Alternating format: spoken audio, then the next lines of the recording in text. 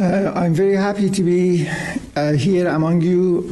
It's about 7 months that Bito and I have come to Los Angeles area, and we come from Minnesota, and you are all familiar with the weather in Minnesota, so it's sort of paradise here in terms of climate.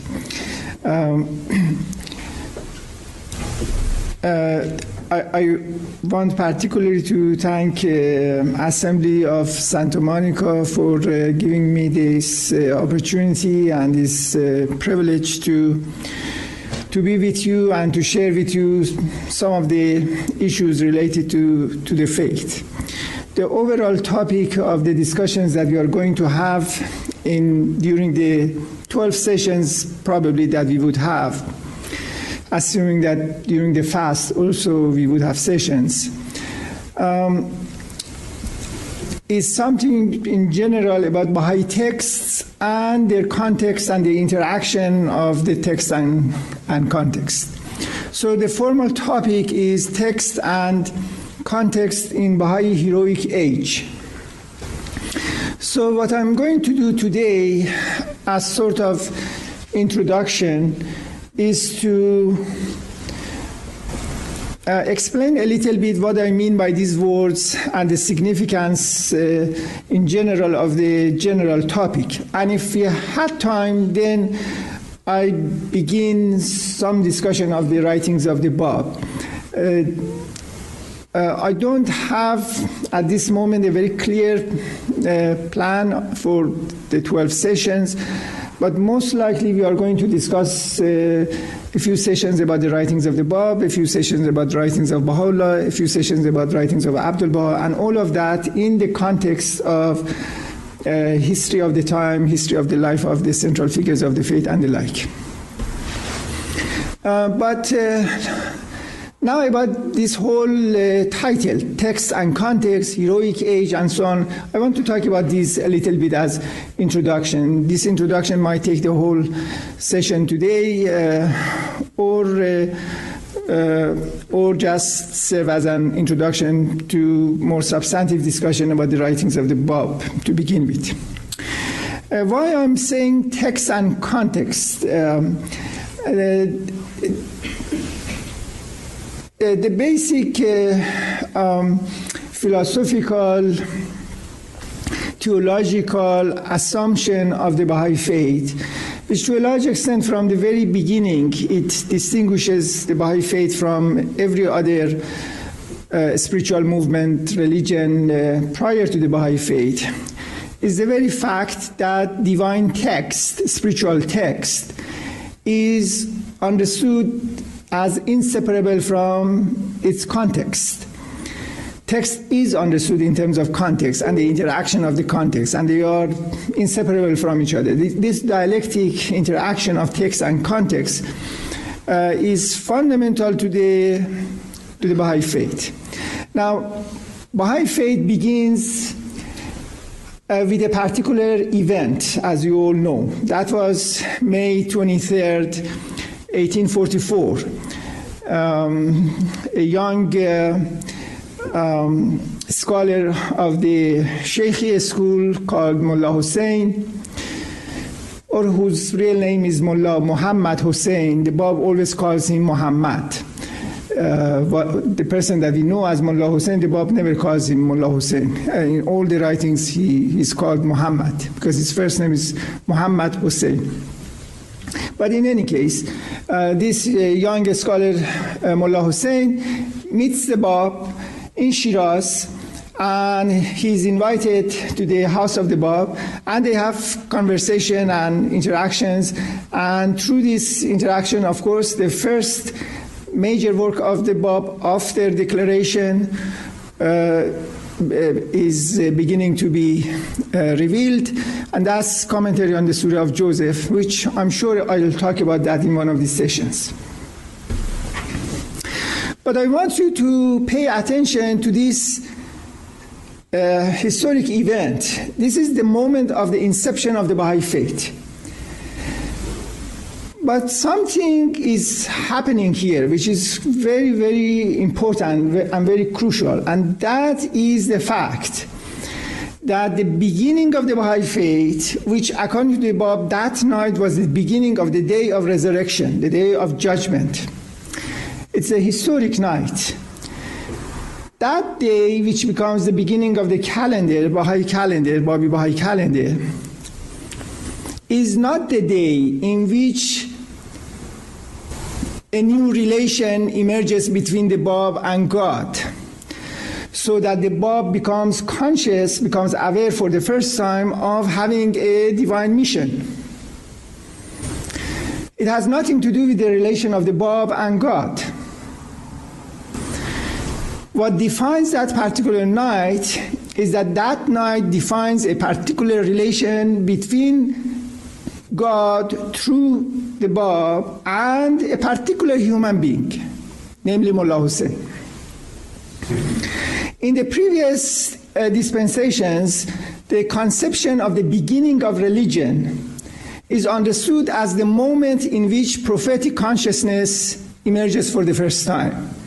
For example, Prophet Muhammad receives revelation from Angel Gabriel. That is the moment that Islam begins, the moment that he becomes conscious and receives for the first time verses from God. God says, read and recite and so on. In the case of the Babi Baha'i faith, it's very interesting that this is not the case. The Bab himself, in various writings of the Bab, he very explicitly says that before that night, the prophetic consciousness had taken place. He talks about the first day that divine revelation took place, and he started to write in the form of divine revelation, and he gives the date of that. And that date, of course, is not 23rd of May of June 23rd of May of 1844. That particular one is about 50 days before that. But also he discusses in his writings about other situations in which he became conscious of his mission. So, why the inception of the Babi Baha'i movement is not the night, for example, that the Bab has a particular dream and he becomes conscious of a divine mission, and so he is receiving revelation. That is not the day of resurrection for the Baha'i faith. That is not the beginning of the Babi Baha'i calendar. The beginning of this new cycle is, on the contrary, a day in which a particular human being becomes ready, and therefore a particular dialogue, conversation between the Bab and this human being representing humanity takes place. This is very, very important. It gives us a sense of the meaning of religion and identity of religion. In the past, religion was understood by the followers of those religions as an expression of the absolute will of God. It was a relation between God and the prophet. It had nothing to do with history. It had nothing to do with context. It had nothing to do with humanity. It was a relation between God and the prophet, namely, it was nothing but expression of arbitrary divine will. There is a divine will based upon divine knowledge, and at this moment, religion starts. Because religion was understood in terms of divine will,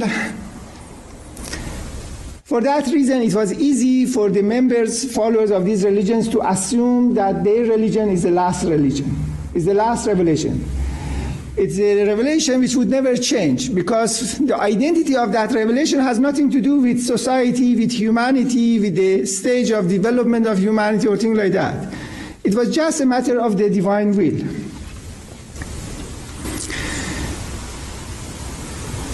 It becomes something absolute and unchangeable.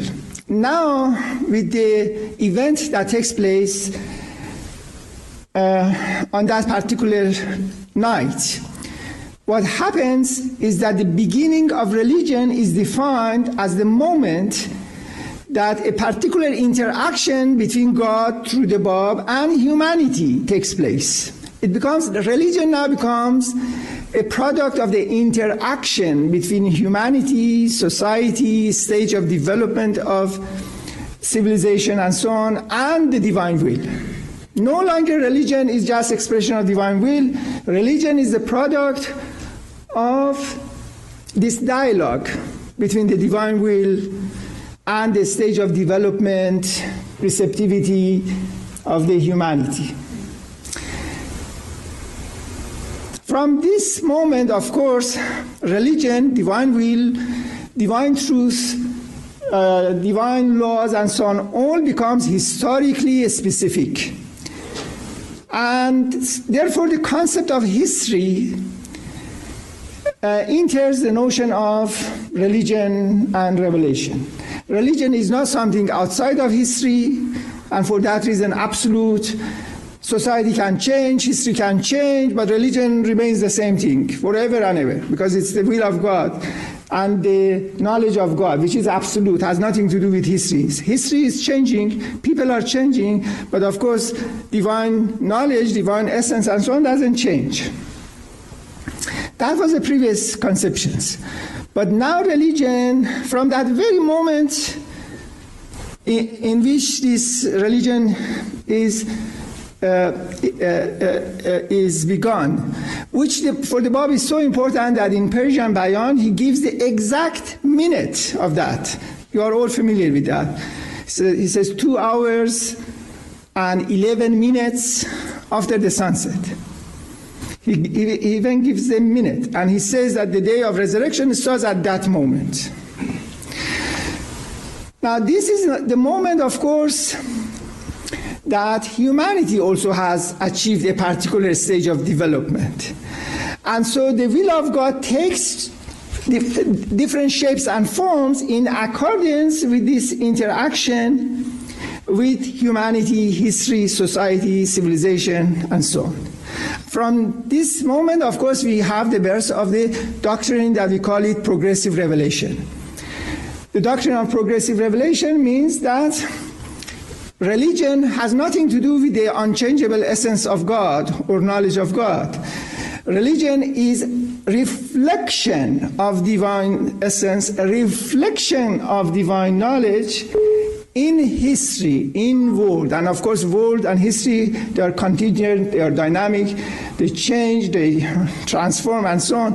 And because of this interaction, religion, its spiritual doctrines, its social laws, and so on, become something dynamic and has to change. And so religion can be a cause of progress and advancement of humanity, or it can become one of the main forces, obstacles against development of humanity. Both is possible. The crucial issue is this interaction.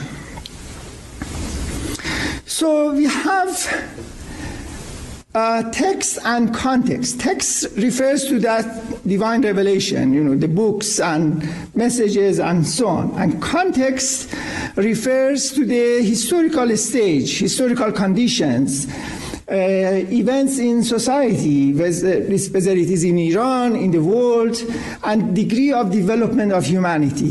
For the Baha'i faith, the thesis of progressive revelation means this, that text takes particular forms and shapes not on the basis of an arbitrary will of God, but the form of text is defined and content of the text is determined to a large extent by the requirements of the time, by the needs of humanity, by the stage of spiritual development, cultural development of humanity at a particular point of time.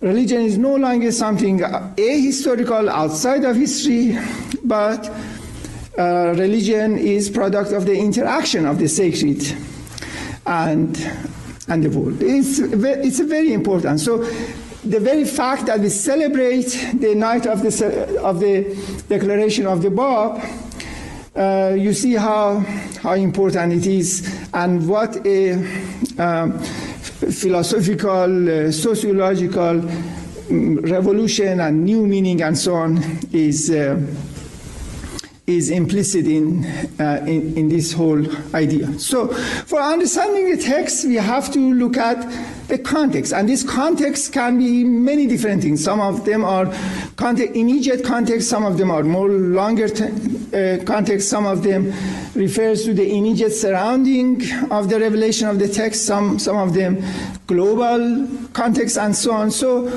but the basic point is that these two are inseparable from each other.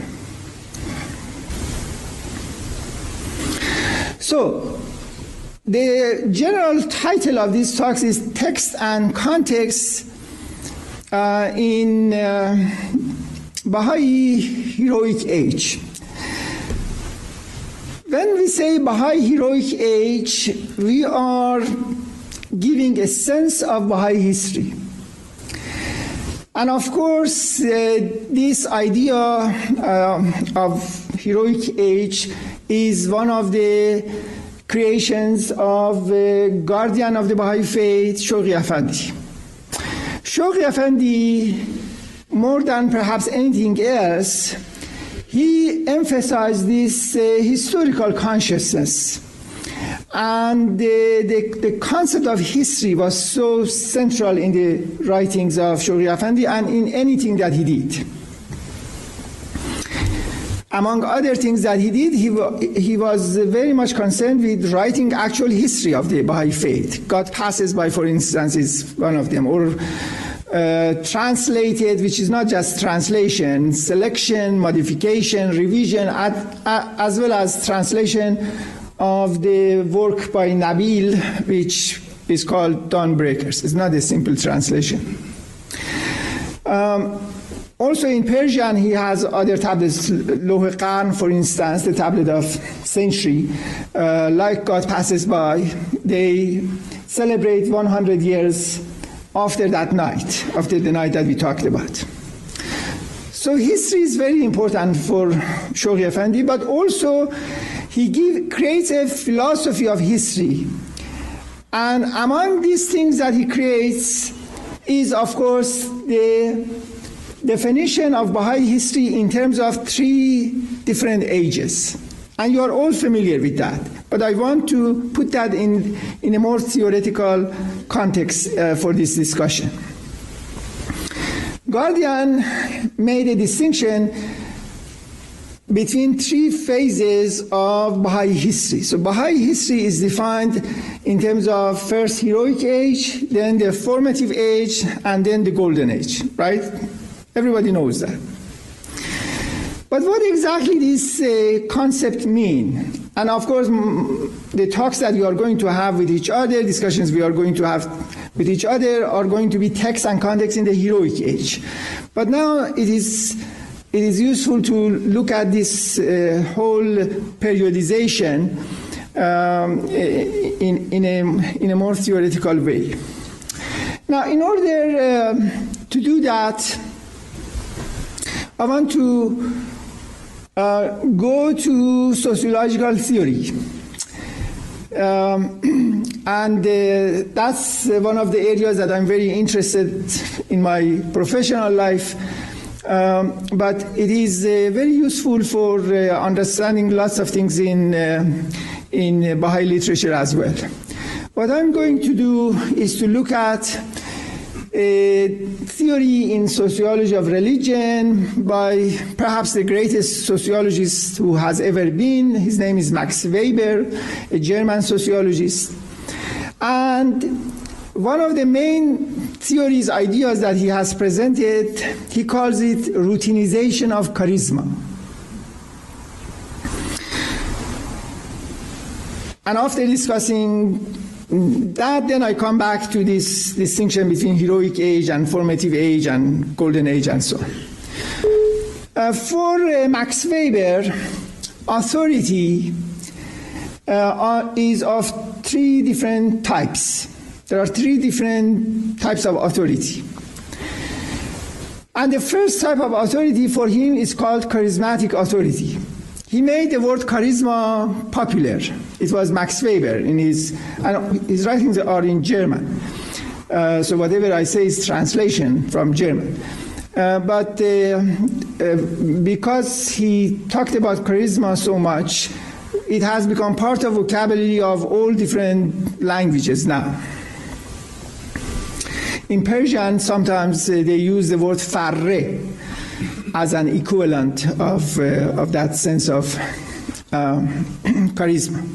In any case, charismatic authority is that type of authority in which the followers follow the leader because they believe that the leader has extraordinary, perhaps supernatural characteristics and powers.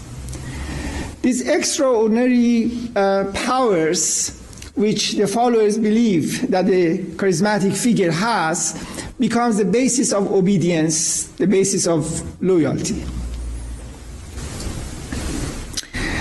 The greatest clear example of charisma, of course, are the prophets. Prophets are always the major, perhaps the pure expressions of charismatic force. Namely, there is tradition in the past, and then the prophet comes, negates all those traditions, says no to those traditions, and becomes the lawmaker. And his word becomes the basis of a new law. A new way of life has to be followed simply because this charismatic authority is saying so. Charismatic authority is revolutionary because it rejects everything that has been in the past. It rejects tradition. The second type of authority is traditional authority. Traditional authority is a type of authority in which the leader is followed because the leadership of the leader is based upon some traditional rules. For example, if particularly in Western feudal society, if the king dies, then the son of the king becomes the leader. The idea is that there is something unique about the blood, the royal blood. And so the royal blood confers authority. And so it doesn't matter who this person is, what are the characters of this person, and so on.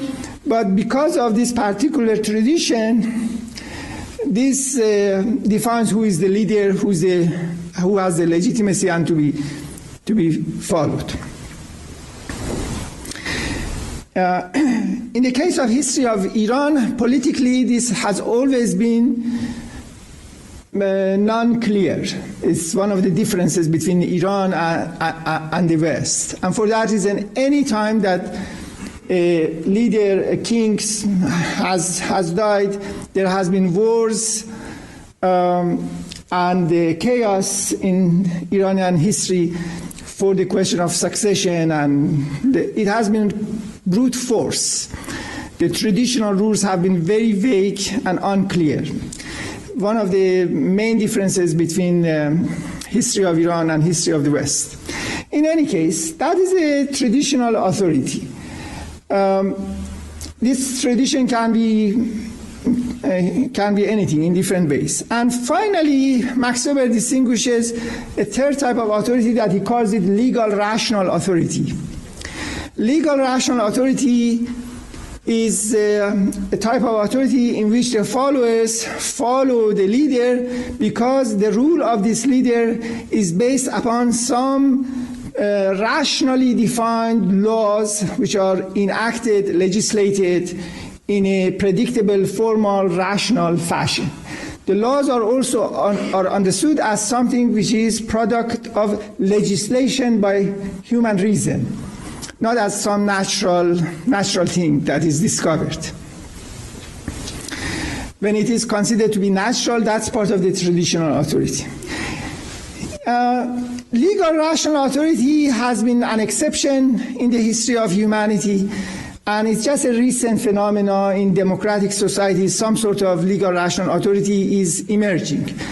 But in terms of the history of the world, normally it has not existed. So the basic type of authority has been charismatic authority and traditional authority usually. Now, this is the definition of authority. And religions always begin with a charisma, with a revelation, with a prophetic force. But Max Weber argues that charisma is unstable. Charisma cannot be just automatically transmitted. Charisma, because it's not in the blood, it's belief in extraordinary characteristics and powers of a person, cannot just be imitated or transmitted. The fact that this person is biologically related to the charismatic force, it does not mean that this person would have charisma. Charisma is something which has to be proven. For Max Weber, this is the difference between priest and prophet as well. Priest has authority on the basis of tradition, but prophet has authority on the basis of charisma. Charismatic authority, therefore, cannot be just inherited or just assigned to somebody else. It is also unstable because charisma not only is opposed to tradition, but it is also opposed to reason. When a charismatic authority, for instance, a religious community emerges, the followers of the new prophet are so in love with that prophet that they live their ordinary life. They try to come and be with him and to have a sort of communal life. It's almost a communistic type of style of life. And there is not much emphasis on material rationality or occupational or business economic rationality. For this reason also, charisma is unstable. It cannot continue because society, in order to function, needs to have routine business, economic, rational, occupational life, and so on, and this is in tension with that charismatic authority. So charisma is unstable. And for these reasons and some other reasons that we don't have the time to discuss, it's a central thesis of Max Weber, which says that charisma and charismatic authority has to become routinized. It has to be transferred and translated into another form of authority. It cannot continue. So charismatic authority becomes routinized, and routinized normally means that it turns into a traditional type of authority. This routinization or traditionalization of charisma is the necessary consequence of the world and characteristics of charisma. This was in a very brief expression of that, Max Weber's conception of religion and religious authority in general, but in particular religious authority and the need for routinization of charisma. I want to refer now to one other sociologist. His name is Thomas O'Dea, or O'Dea, I don't know. It's an Irish name. Anybody knows? It's O, then apostrophe, then D-E-A. I never knew O'Dea. O'Dea. Okay, Thomas O'Dea, he was a sociologist of religion, and he was himself Catholic. And he taught in a number of universities. The last university that he taught was the University of California at Santa Barbara. And he died in the 1970s sometimes. And he has written a number of classic works in sociology of religion which are very interesting. One of them is called just Sociology of Religion.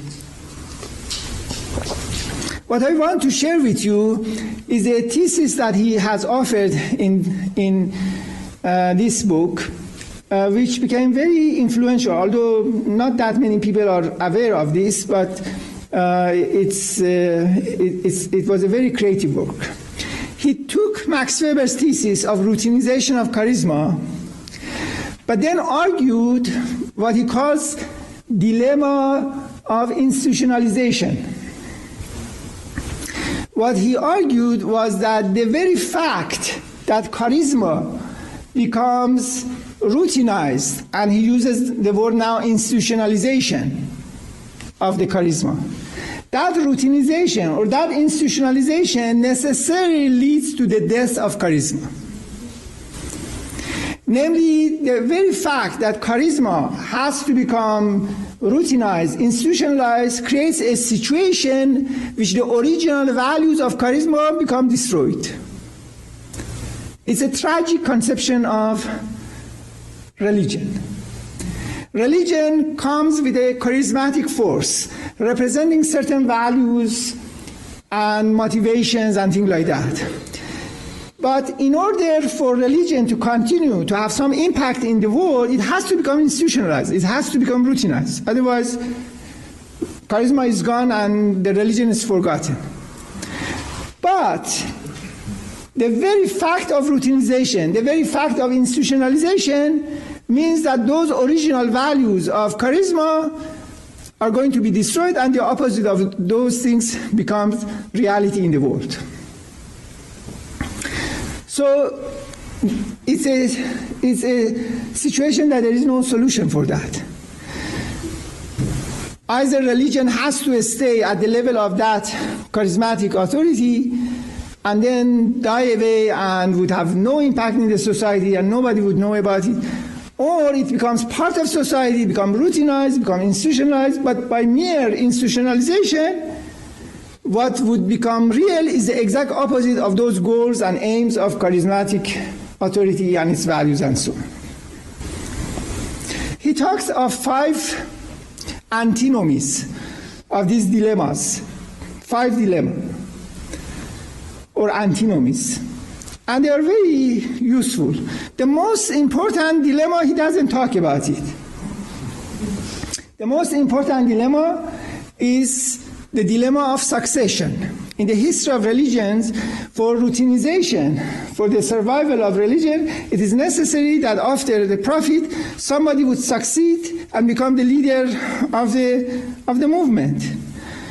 But what has happened so far is that that very succession, which is part of that routinization, institutionalization of religion, has led to divisions, hatred, conflict, disunity within the religious community, turning religious community, which was created initially for the sake of love and solidarity and things like that in the community, to become enemies of each other, objectify each other, and turn against each other. You see that, for instance, in Islam, it comes to create a conception of a united community with certain values. The most important values become the value of the unity of God reflected in this ummah, in this community. But immediately, the problem of succession after Prophet Muhammad passes away creates the conflict between Shia and Sunnis. That's the beginning. And then there are thousands of other conflicts and so on, which makes the community disunited and antagonistic, hateful, which continues even to our time. It's really tragic what we see in different parts of the Islamic world, that the major elements of contention, of hatred and conflict and so on, many times are just these divisions among different Islamic groups, all going back to this question of succession. As I mentioned, Odi does not talk about this for varieties of reasons. I think his research was only about particular sects, and therefore he couldn't see the overall picture. But he talks about other types of antinomies as well.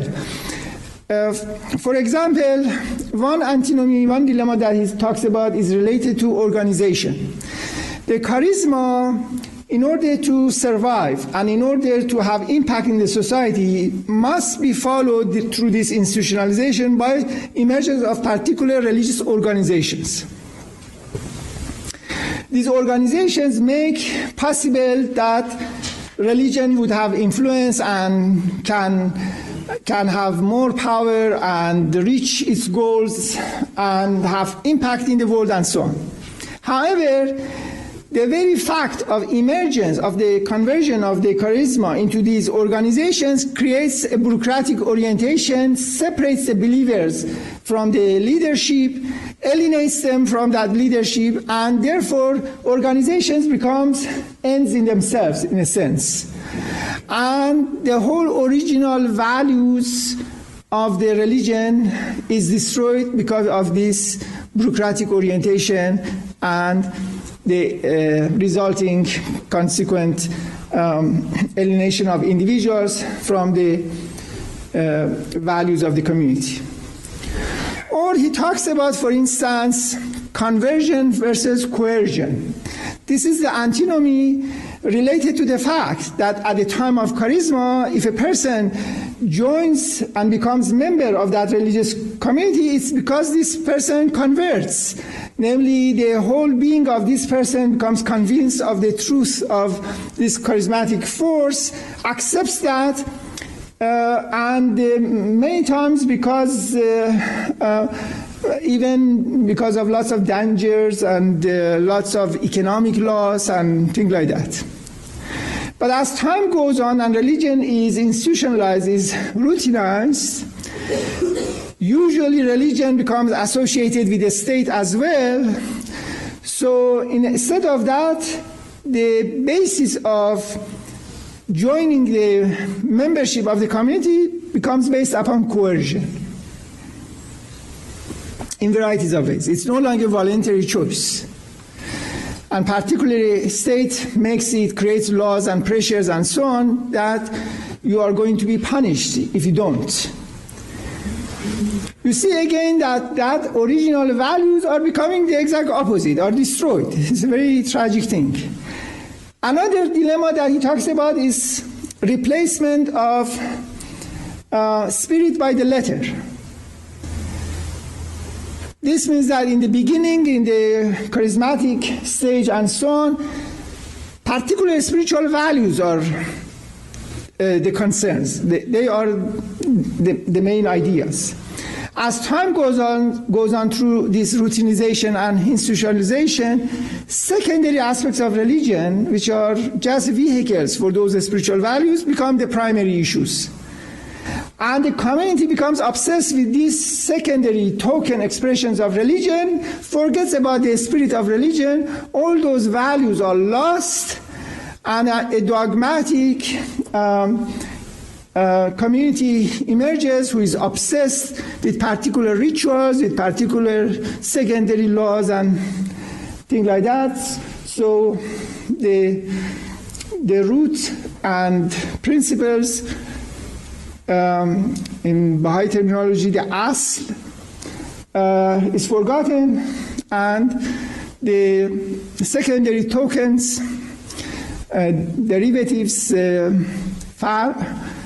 replaces that.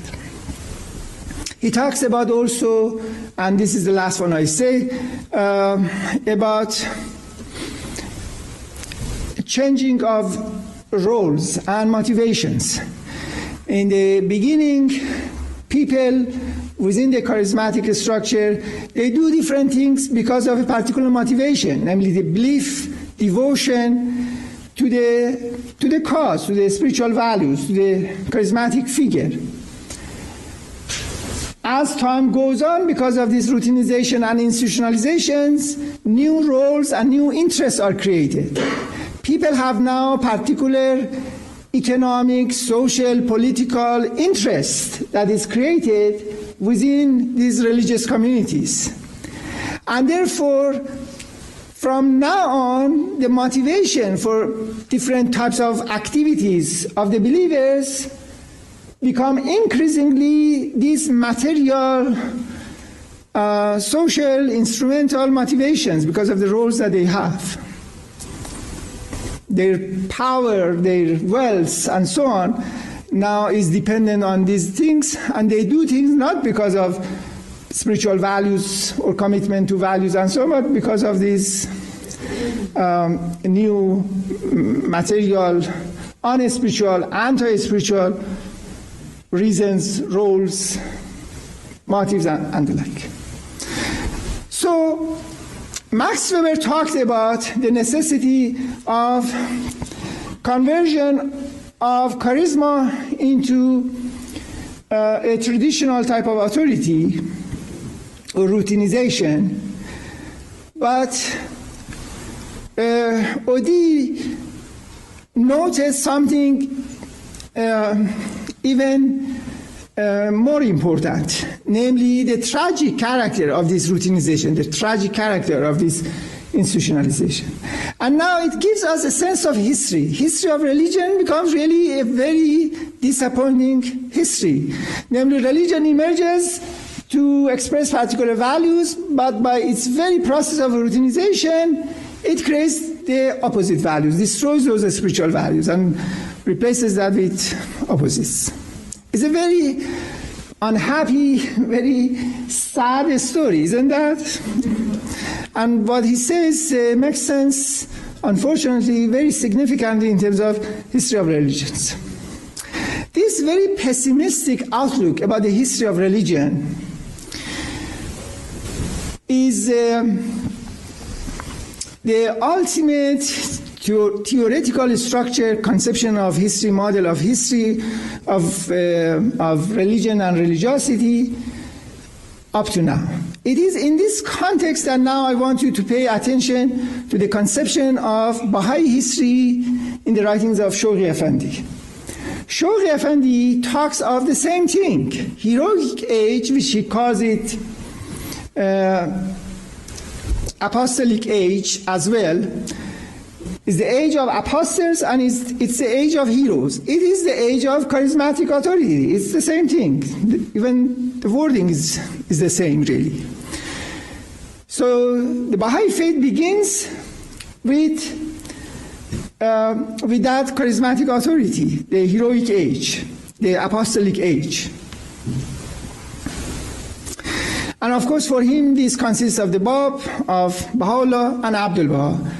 And truly, all the three were charismatic forces without any doubt. Anybody who has met them, who had any interaction with them, enemy or friend, they all have testified to this presence of this energy, of this extraordinary power. Everybody has testified to that.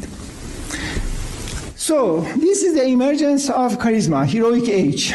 Is a new set of values and ideas emerge in the world.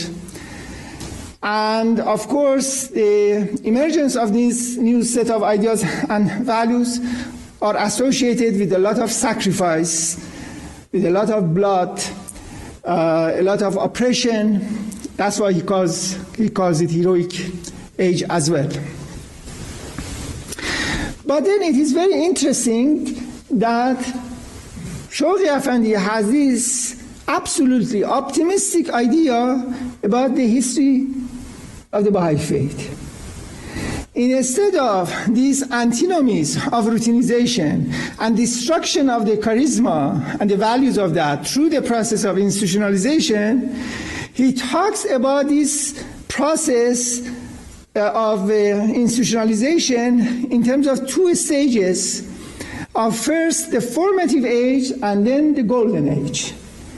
The basic idea of the golden age is the very idea that those values associated and conceived and brought through the heroic age are going to be realized, institutionalized, crystallized as part of culture, socioeconomic order, socioeconomic relations, and so on in society. Golden age means not destruction of the original charismatic principles and values, but the very realization of them, institutionalization of them, materialization of those values in the world, in the society. And the mediating point, of course, he calls it the formative age. This is the mediating stage that particular institutions are created, which are supposed to be agents of creation of a type of new order, which becomes the realization of those values, charismatic values and so on, in the golden age. what it means is that in terms of the theories of Max Weber and Odie, for this to happen, it is necessary that many of those problems which necessarily led to the destruction of those original values of the charisma which Thomas Odie mentioned, there should be measures to prevent those problems emerging in the Baha'i community and in the society associated with the future civilization. The first one, of course, which Odie didn't mention, and for me is perhaps the most important, is the succession.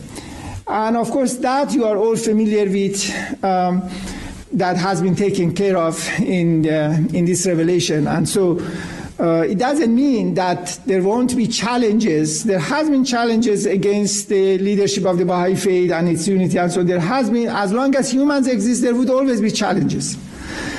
But these challenges have not succeeded in creating fundamental divisions.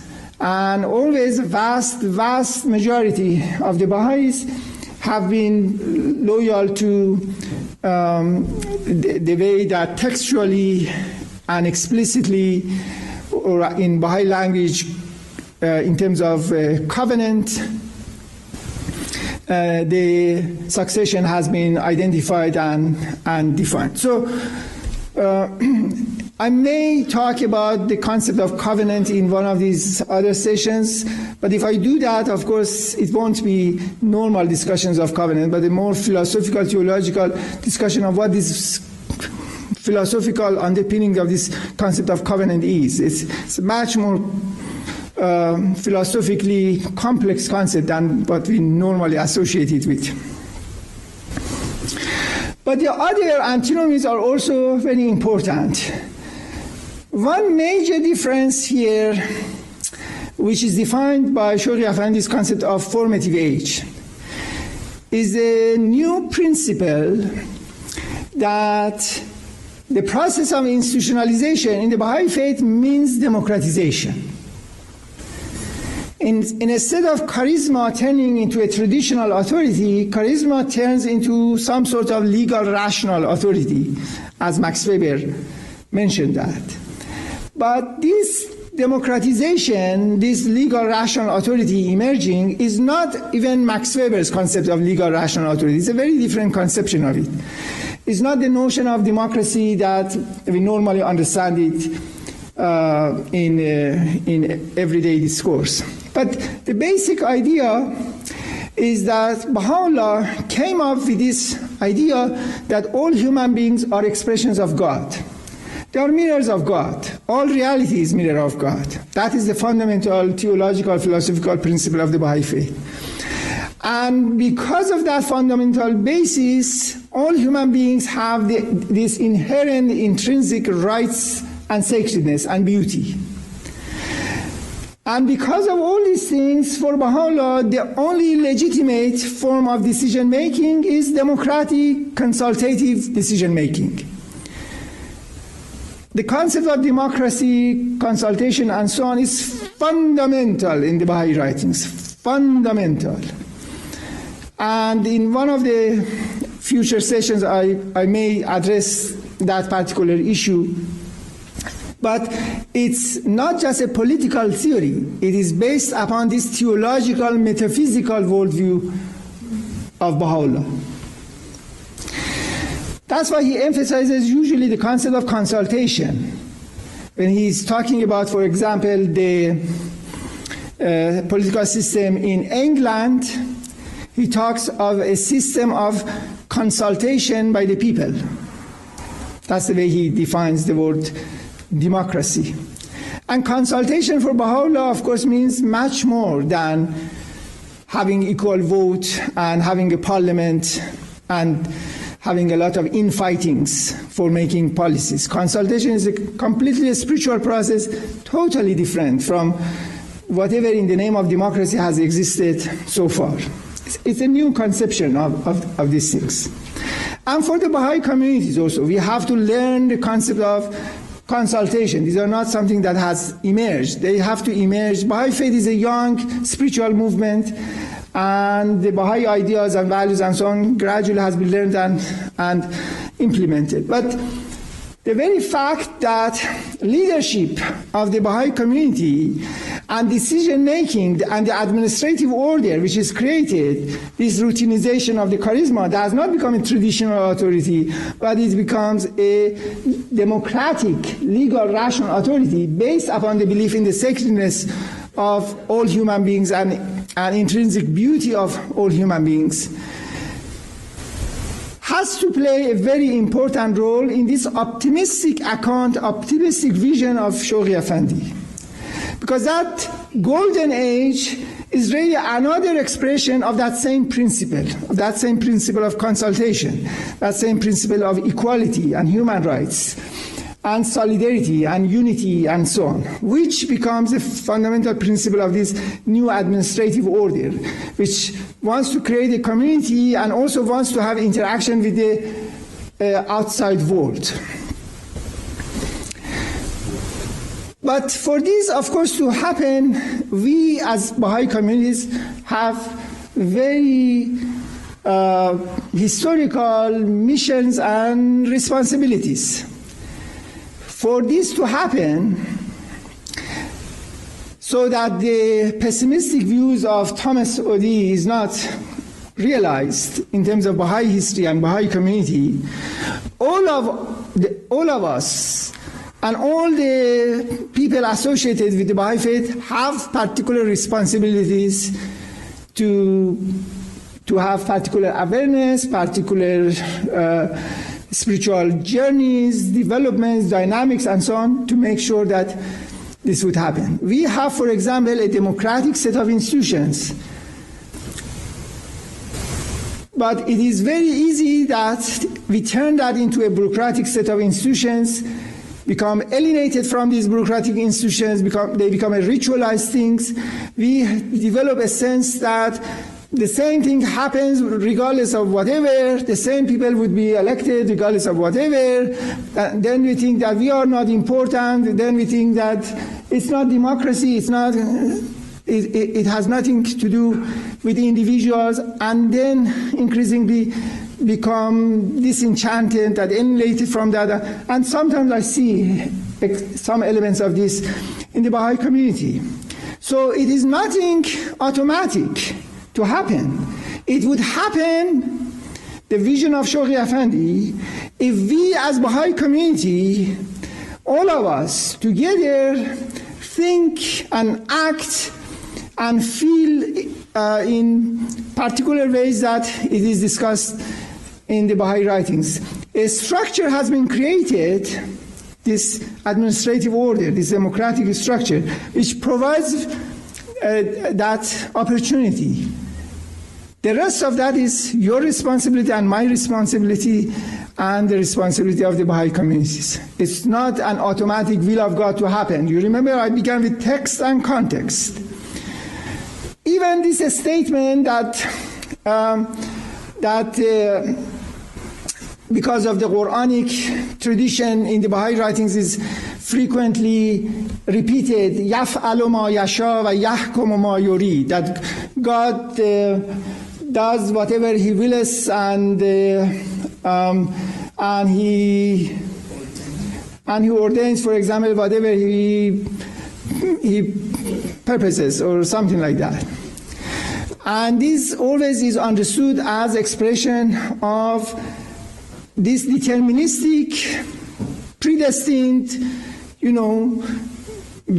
plan of God which happens regardless. That's the way we understand it. When you read the writings of the Bab, it is very clear that this statement means exactly the opposite. Even this statement, يَفْعَلُ مَا يَشَاءُ وَيَحْكُمُ مَا يُرِيدُ, that the first part refers to divine revelation. يَفْعَلُ مَا يَشَاءُ, from the word mashiyat, primal will. And the second one, وَيَحْكُمُ مَا يُرِيدُ, refers to the concept of irade,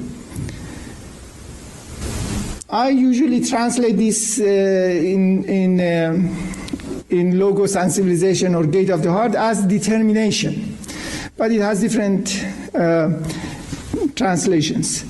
And Iradeh is free choice of humanity, according to the writings of the Bab. That's the way, according to the writings of the Bab, everything happens. Everything happens by the interaction of the Mashiyat and Iradeh, of the will of God and receptivity and choice of the humanity. This is his universal principle for everything that happens.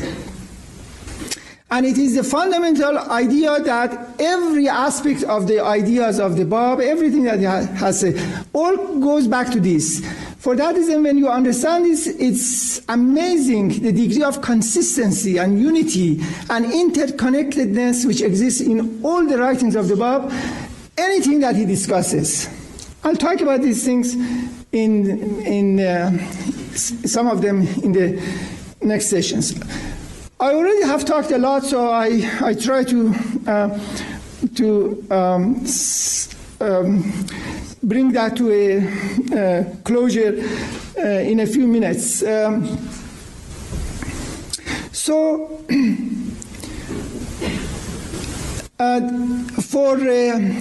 optimistic, happy, joyful vision of Shawqi Afendi about history of the Baha'i faith to be realized, namely the heroic age would not be followed by age of despair and betrayal, those bloods and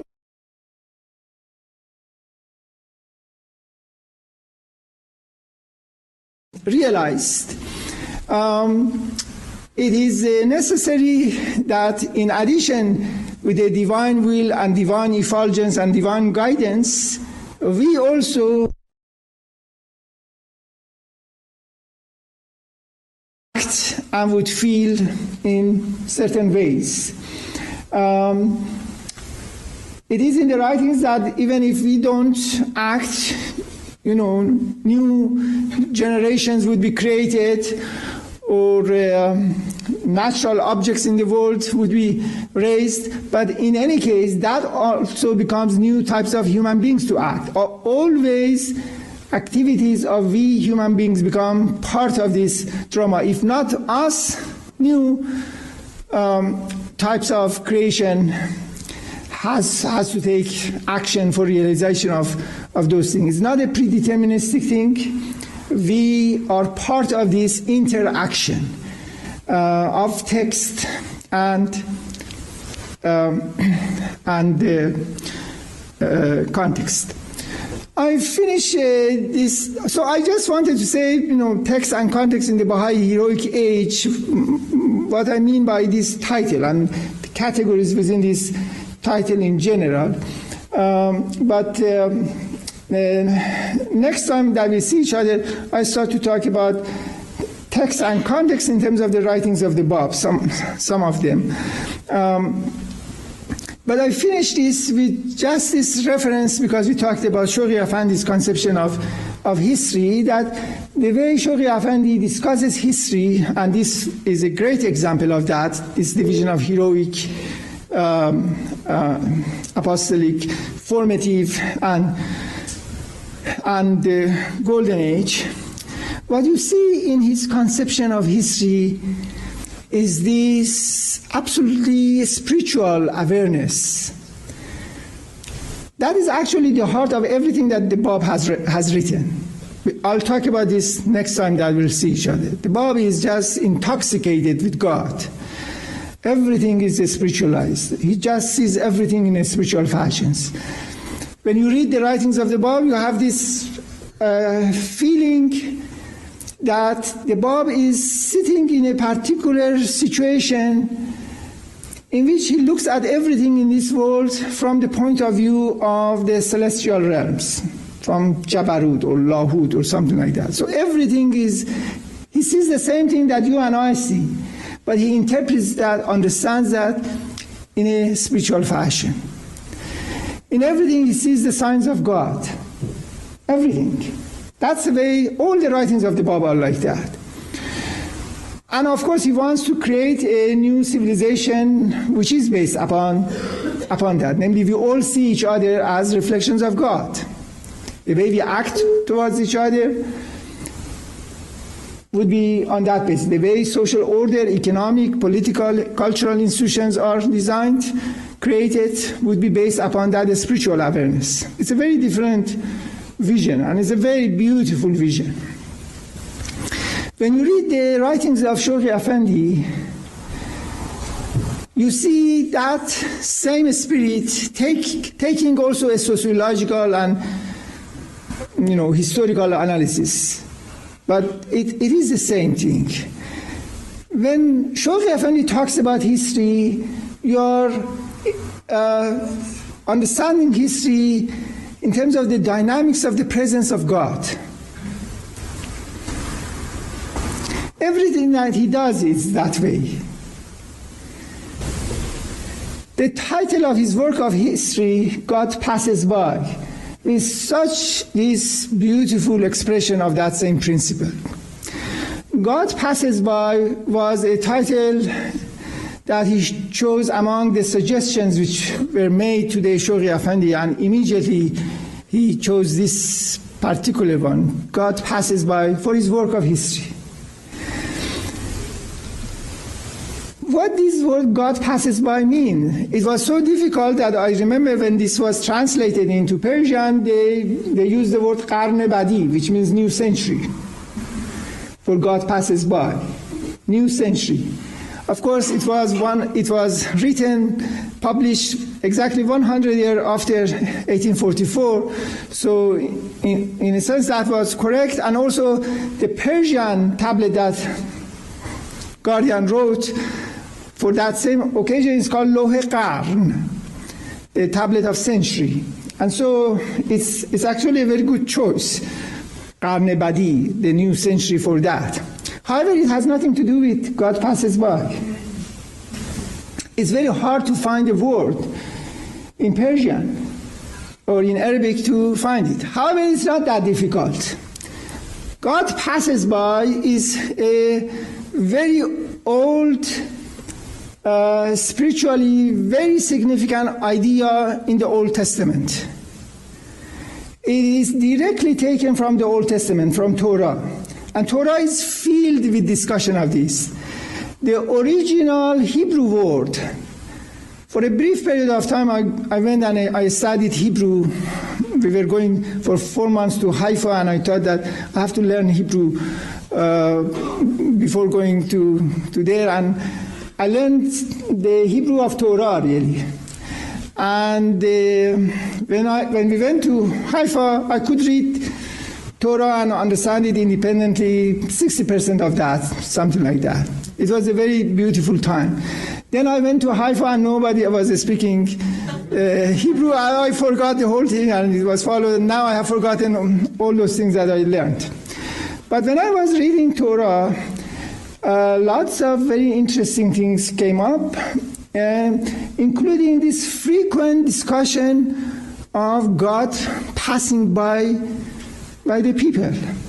Moses brings people from slavery from Egypt, and during this long journey, lots of things happen. But God becomes present. God descends and comes to the community and walks with the people, passes by. And the word that is used in Hebrew, if I remember the root of that, is ebar, which in Arabic becomes abara. Or obur, we say obur. God obur kad, or this one obur kad, passed by. The exact word in Hebrew is ebar. But I have forgotten my Hebrew, so I can't tell you the exact details of Hebrew expressions of that. So, for example, frequently the people are standing in a sort of row, and God comes and passes by them.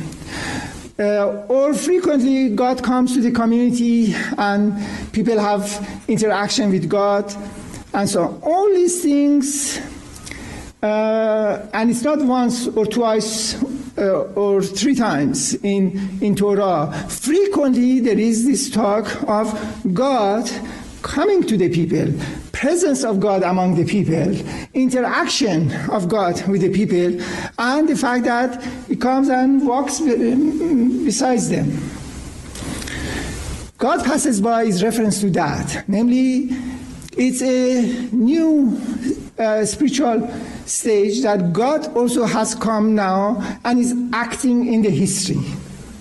He's the main actor.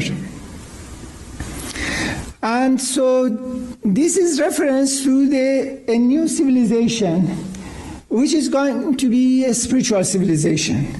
A civilization in which consciousness of our spiritual reality becomes the foundation and the essence and the identity of everything. Whatever Shoghi Effendi discusses in terms of dynamics of Baha'i history or events in the world and so on, are all related to this absolutely spiritual awareness of guardian, of the presence of God, and this history having meaning, history having a purpose, history having a direction, and history based upon ultimately the spiritual reality and character of the people. Anyway, I stop at this moment, and I didn't discuss anything really substantive in terms of any particular text